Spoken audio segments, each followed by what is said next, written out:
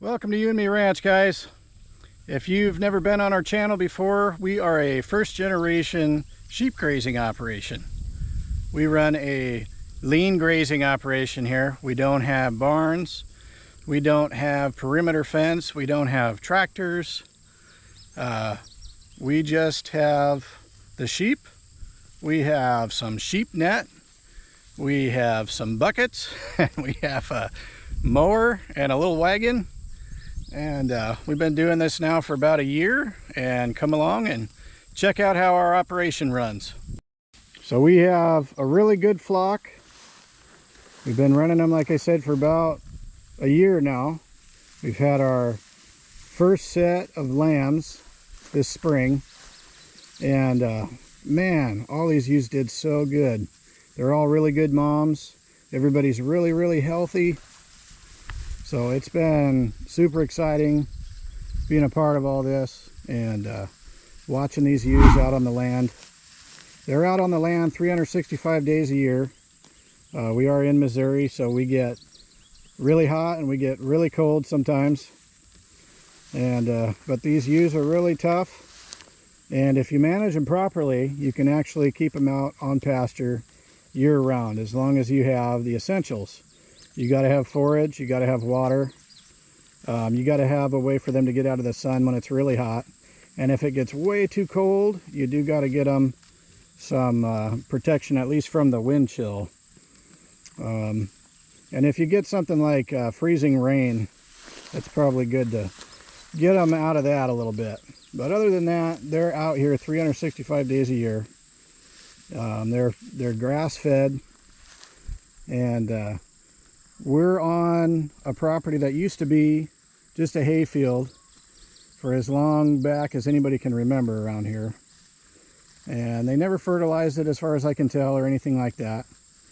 So it wasn't really taken care of as far as the soil goes. And we're on a mission to use some regenerative agriculture practices and try and help the soil get back to a healthy condition. And hopefully this pasture will, over the next few years, will really improve, and our flock will keep increasing and getting better and better. And so that's what we're all about here at You and Me Ranch. We utilize Gallagher sheep net at the moment for their pasture fencing, and we move these sheep every day or every other day, just depending. And we haul water out to them. We make sure that they have minerals, that's especially for sheep. And we keep a real close eye on them. As far as predators go, we do have a lot of coyotes around here. They make themselves known quite frequently. And they're not really a nuisance so much, but you do hear them get going. And when you can tell they're out on a hunting night, I do tend to make my presence a little bit more known. And believe it or not, something like a coyote, they can tell the difference between a farmer out in the field and a fellow predator that might be after them. So the more you make yourself known to the coyotes that you're watching them, and they can actually sense that there's a different predator out here that might be looking for them, and they really don't want too much to do with that. Now, with that being said about their fencing and about predators, you do got to keep a tight fence, and you do have to keep a hot fence. If you fail to do those things, you could have an issue, you know, either with a sheep getting out or with a predator getting in. So keep your fence tight, keep it tight to the ground, and keep it hot. You got to have a good charger, and you got to make sure you don't have drains all over it. But as long as you can do that, this type of a lean grazing operation can be done by most people. It is work, especially in the summer here in Missouri. It gets really hot and humid, and that can be challenging when it's at the hottest part of the summer. But if you can make it through that, you'll definitely see the results of having sheep on pasture. I've said before, they're a lot different health-wise, smell-wise, happiness-wise, being out on pasture every day where they're meant to be than being in a barn. Now these sheep are never in a barn. Wherever we got them from, they might have been in a barn temporarily, but since they've been here, they haven't been in a barn. And I don't necessarily have anything against a barn, but they are meant to be on pasture, and I think they can live their best life outside on the grass, grazing, out in the elements. You know, we try and keep them comfortable to some extent, so we like to make sure they have shade on really hot days and some shelter when it's really, really, really cold. But other than that, these things are tough. They lamb on pasture. They're out here every day. Behind me you see our rams, so they're separate from the ewes now. The ram lambs are being weaned, and then we have a couple older rams. We have the stud ram over there, and we have Ricky Bobby, who is an Australian white Katahdin mix that we got this year. And so they're all hanging out over in their own paddock, and we have quite a bit of separation between them and the ewes, because we found that they really have a hard time ignoring the ewes and not wanting to try to get over there to them if you have them too close.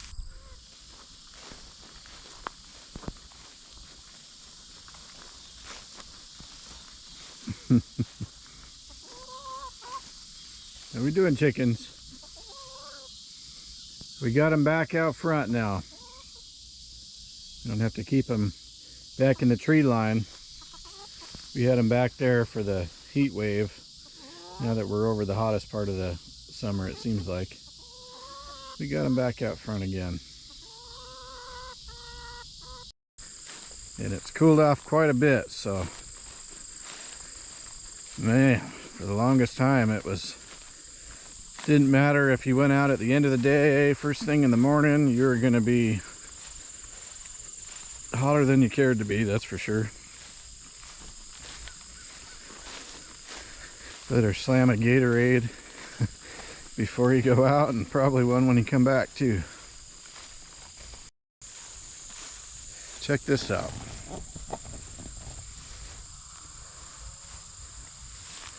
That's probably one of the biggest persimmon trees that we got growing. It's a really nice one. This area is so luscious down here. We got the little creek that kind of runs from that swale up there, and it just drains down. Comes right down here. It's awesome down here. Very luscious. There's lots of different stuff growing, and there's not hardly any broom sedge in this. If all the property was like this, man, I'd be stoked. I'm headed out to move some sheep.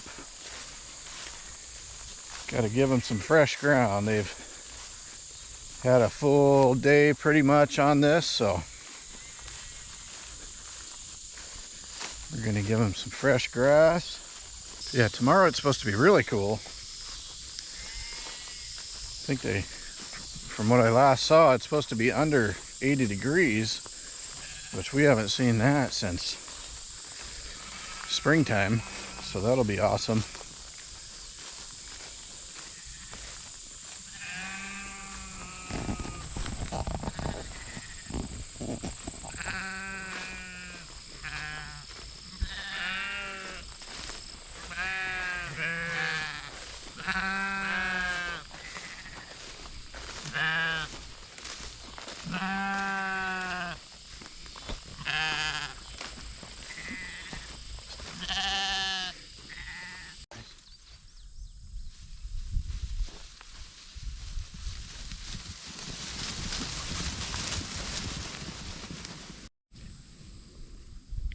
Well, we got a couple of cooler days in a row, so we're going to take advantage of that and utilize a little bit of the center of the field. It's cool enough to where they don't need the tree line, at least until day after tomorrow. So tomorrow I'll probably go and break out the weed whacker and make some trails back in the woods leading back up to their west pasture. I let them in here and everybody was running around. They love having a nice long paddock that they can run all the way to the other end in. It's funny watching them. You see them run back and forth. A bunch of little kids.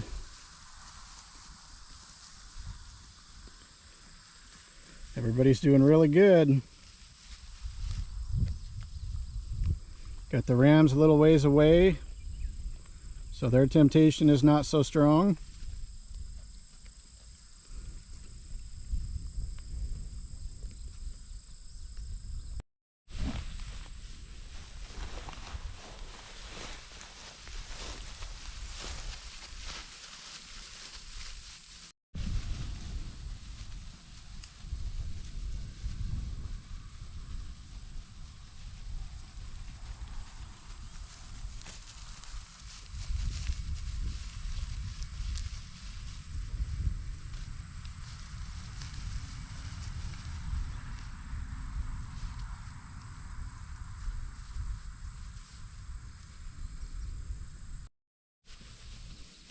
How you doing there, Diamond?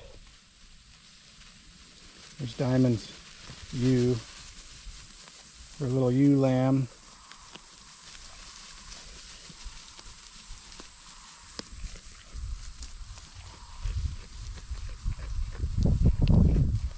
You had a really pretty lamb, didn't you?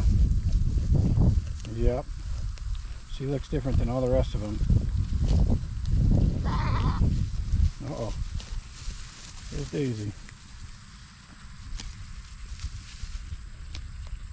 Hey, they're eating some poor Joe, it looks like. A little bit. Taggy.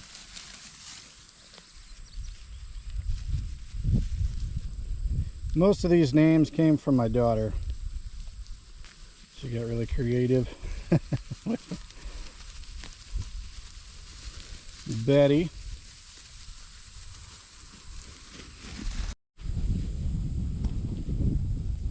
Now Star over there, I think she might be our biggest ewe that we have.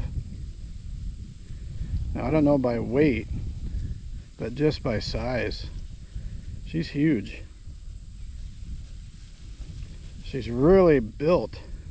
You know, she's got that more, she's definitely more Dorper. I don't know if she's 100% Dorper or a mix, but she definitely looks a lot more Dorper. She's just really built.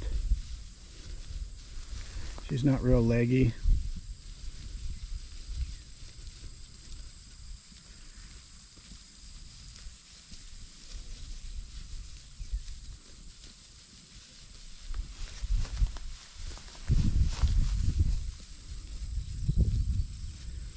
Joy's still getting along good.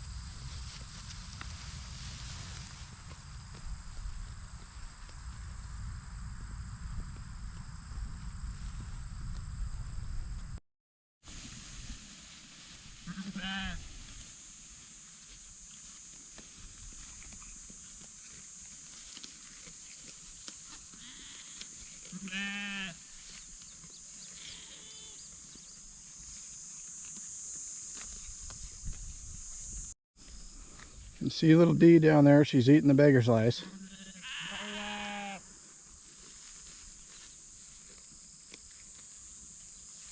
They like that stuff.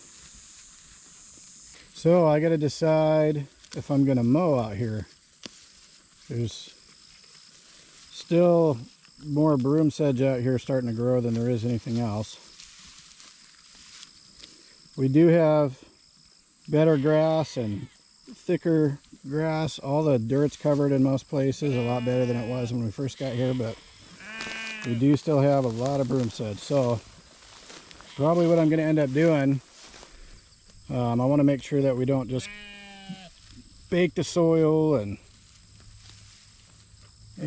set ourselves back. So probably what I'll do is I'll wait till we're about to get a rain, and I'll come back through at least where the sheep have already been through, and then I'll probably mow some areas that they've already been through. It's no use letting all this go to broom sedge seed, because that stuff, when it gets tall, it almost does more harm than good. The stems get really woody, and it's just not good for their eyes and stuff, having to walk through that, getting poked in the eyes by that broom sedge and the seeds that come off of it. So I probably will go ahead and mow a little bit right before it rains next time. And then hopefully we'll get some more good new growth before fall sets in. I'm going to go ahead and sign out of here, guys. Thanks for watching. You guys have a great day.